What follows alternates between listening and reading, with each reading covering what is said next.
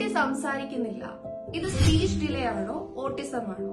പല മാതാപിതാക്കൾക്കുമുള്ള ഒരു സംശയമാണ്. ഓട്ടിസവും സ്പീച്ച് ഡിലേയും ഒരുപോലെയല്ല. സ്പീച്ച് ഡിലേ ഉള്ള ഒരു കുട്ടിക്ക് സംസാരിക്കാൻ വൈകിയേക്കാം, പക്ഷേ അവർ പേര് വിളിച്ചാൽ റെസ്പോണ്ട് ചെയ്യാം, മുഖത്ത് നോക്കി ചിരിക്കാം, അതുപോലെ മറ്റു കുട്ടികളോട് കളിക്കാനും ഇടപഴകാനും എല്ലാം ഇഷ്ടമുള്ളവരായിരിക്കും. ആംഗ്യങ്ങൾ ഉപയോഗിച്ചവർ ആവശ്യങ്ങൾ അറിയിക്കാനും ശ്രമിക്കും. എന്നാൽ ഓട്ടിസം ഉള്ള കുട്ടികൾ സംസാരത്തിൽ വൈകുന്നതോടൊപ്പം തന്നെ അവർ കണ്ണിൽ നോക്കി സംസാരിക്കുന്നത് വളരെ കുറവായിരിക്കും. അവരുടെ പേര് വിളിക്കുമ്പോൾ അതിനോട് റെസ്പോണ്ട് ചെയ്യുന്നത് വളരെ കുറവായിരിക്കും. കുട്ടികളോടൊത്തോ അല്ലെങ്കിൽ ഒരു ഗ്രൂപ്പിനോടൊത്തോ കളിക്കുന്നതിനേക്കാൾ അവർ ഏറെ ഇഷ്ടപ്പെടുന്നത് ഒറ്റയ്ക്കിരുന്ന് കളിക്കുന്നതിലായിരിക്കും. അതുപോലെ തന്നെ പല റിപ്പീറ്റേറ്റീവ് ആയിട്ടുള്ള ബിഹേവിയേഴ്സും അവർ കാണിക്കും. വിരൽ ചൂണ്ടി സംസാരിക്കുക, ബൈ പറയുക, ഇതുപോലെയുള്ള ജസ്റ്റേഴ്സ് എല്ലാം ഇവർ വളരെ കുറവായിരിക്കും കാണിക്കുന്നത്. ഇതിൽ നമ്മൾ ശ്രദ്ധിക്കേണ്ട ഒരു കാര്യമുണ്ട്. സംസാരിക്കാൻ വൈകുന്നു എന്നത് മാത്രം ഓട്ടിസം ആണ് എന്ന് അർത്ഥമാക്കുന്നില്ല. ഓട്ടിസമുള്ള എല്ലാ കുട്ടികളിലും സംസാരിക്കാൻ ഒരേ രീതിയിലുള്ള ബുദ്ധിമുട്ടുണ്ടാവണമെന്നും ഇല്ല. കുട്ടിയുടെ സംസാരത്തിലും ആശയവിനിമയത്തിലും സാമൂഹിക ഇടപെടലുകളിലും